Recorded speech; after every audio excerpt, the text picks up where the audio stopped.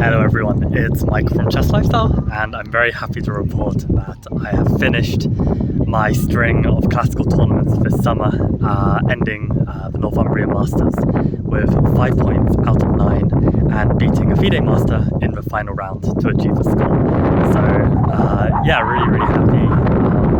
This final round was also with the Gurgenitzer Modern. And speaking of the Gurgenitzer Modern, the great news is that Damien has finished his video filming for the course. So yeah, probably the ball's going to get rolling very soon with its publication. And yeah, I managed to beat this FM with the Gurgenitzer Modern, and yeah, I could really feel that he hadn't prepared against me. He basically just thought he could wing it, and I also felt like a level of, okay, arrogance is too harsh, but it's kind of like, I'm sure, like, basically he played in a very risky manner, which I don't think he would have if, let's say, I was a 22, 23, 2400 player, but he was kind of like, you know, I can beat this 2000, he'll make a mistake. And, you know, I haven't checked with an engine, but to my understanding, I didn't make any mistakes and I just crushed him.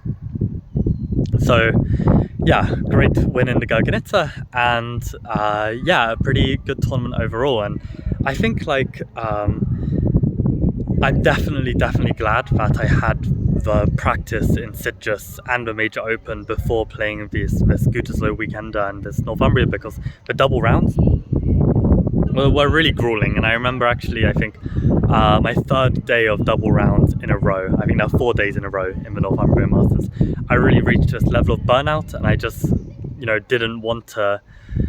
It's not that I didn't want to play, it was just like my brain was just too exhausted to play. Like, it was just painful to try and think and, you know, be so accurate and everything. So I did have a bit of burnout, but I managed to kind of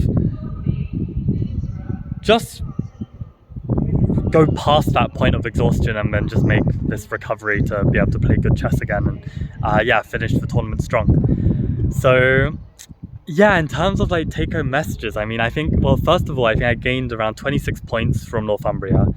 I gained like 35 points from Sitges. I lost a rating point at the Major Open and gained around 5 points at Gütersloh. So I think overall, I can't do the math, it's probably around 60 something points that I've gained this summer, which is very nice. I'm very happy with this. I mean, like, for the longest time I've been this kind of player that is constantly afraid of losing my 2000 rating, like it's happened once before, and now I reached 2000 again, and this time I'm actually going to establish a proper 2000 rating. So okay, unless I have like a real shocker, I'm not going to drop 70 points in 1 month, which has happened before, of course, but I know my mindset back then was very different. I mean, the one time I lost 70 points in 1 month, like, I was really trying to just, you know, take chess casually and just play classical for fun. But the problem is, when you reach a 2000 level or above, you can't really do that.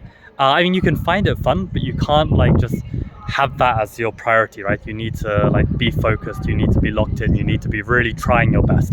Otherwise, you're going to be playing opponents who are trying their best, and then you're just going to get crushed, right? Or make silly mistakes and lose, which is what happened, you know, a couple of years ago when I lost these 70 points in a single month.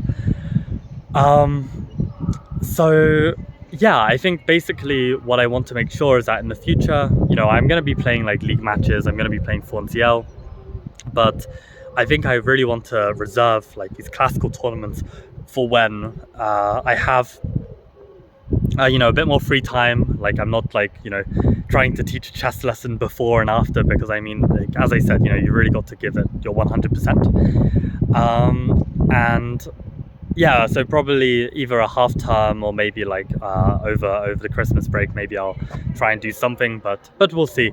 And I think a part of me is definitely feeling like, oh, I would love to just, you know, take a bunch of weeks off and stuff, but I really think it's like, while I've got the momentum going, like, just, you know, keep up this schedule of like Monday, Wednesday, Friday doing this woodpecker. You know, I know a lot of you guys enjoy the streams as well, so this is motivation for me to keep it up as well. And I think, you know, if my consistency can improve so much in just 3 months of doing this, you know, what if I just keep doing it, right? Like, I mean, you know, I don't particularly enjoy it, but it's like, if it really helps this much and if chess means this much to me, then it's really a no-brainer just to keep it going, if it's, you know, just a matter of discipline and a little bit of effort, right? So yeah, I think I will keep up the streams, even if I'm not playing as actively. I think probably the next event I will play in is this 20th of September UK Blitz qualifier in Liverpool, just because it's convenient, just because you know, it's going to be some fun, and there's only one prize, which is to come first place, which means you qualify. So, you know, I can really go all in and just try and, you know, see if I can pull off a miracle and win it. I mean, if I play a lot of Blitz and keep up this training, I mean, you know, miracles can happen, right? Like I beat a GM, finished strong in this Northumbria Masters, which, yeah, you know, I wasn't expecting this.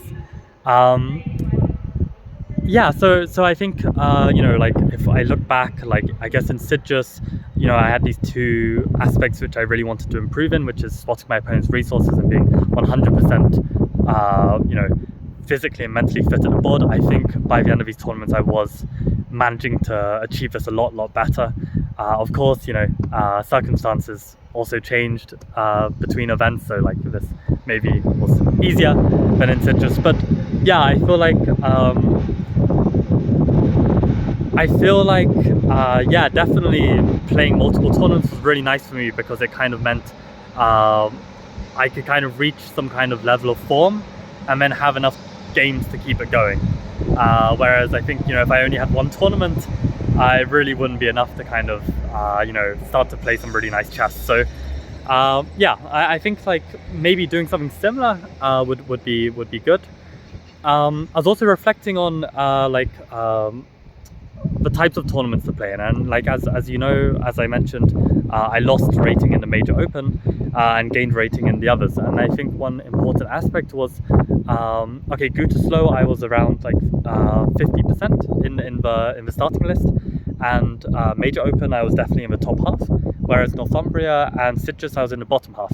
And I think this makes a really huge difference to rating gain. I guess it depends on the person, but for me, like yeah, I mean, playing all opponents in the Major Open that were lower rated than me, maybe except for one player, if I remember this correctly, you know, all of my opponents lower rated, even with a score of 5 out of 7, I lost rating, right? So this is like really rough, because also when you play lower rated players, nowadays there's such a high chance that they're just underrated, whereas normally when you play higher rated players, there's less chance that they're overrated, because basically they still had to get to that rating, so their chess must have been at least half decent to get there, even if, you know, back in the day it was a bit easier to gain rating. I mean, still it got to a certain level where it was still tough, right?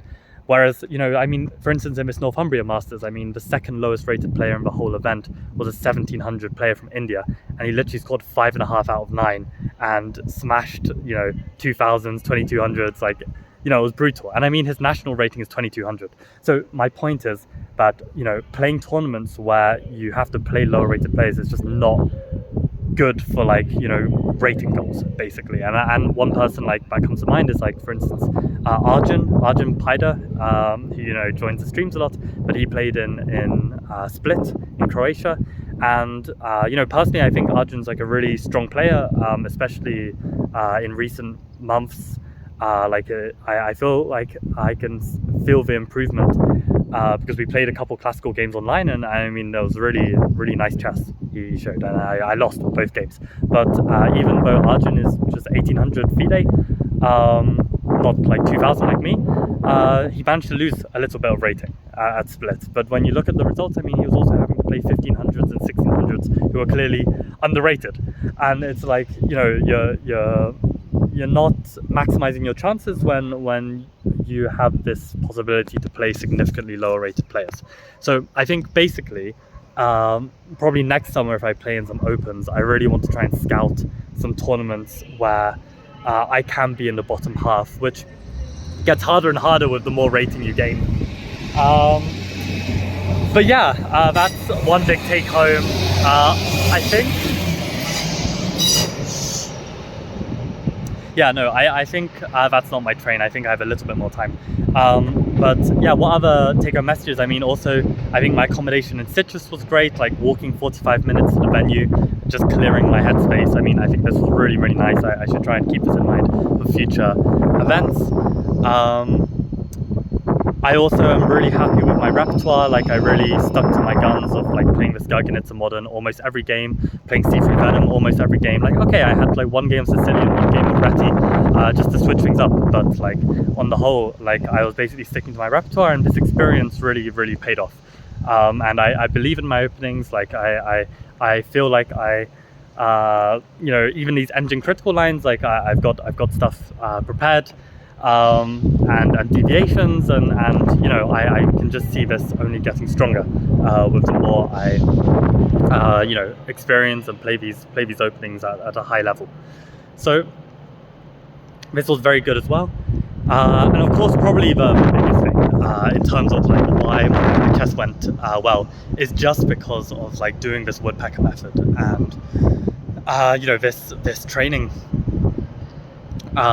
for my calculation. I know that a lot of people use woodpecker just for intuition, and probably I can use different resources that are better for calculation training, but the fact that it encouraged me to at least do some calculation training, I think was absolutely huge. I mean, I think this is probably the biggest factor, and of course, you know, I also did a lot of calculation training in between with my coach. Like, he would set me exercises and I would solve them, and I did this week in, week out. And these were very, very tough calculation exercises. So I think this also helped a lot. So yeah, I want to keep up the calculation, and I want to, you know, keep up the streams, and yeah, we'll keep trying to go up. So I think I'm gonna have a new, you know, personal best FIDE rating of around like 2050, 2060 or something.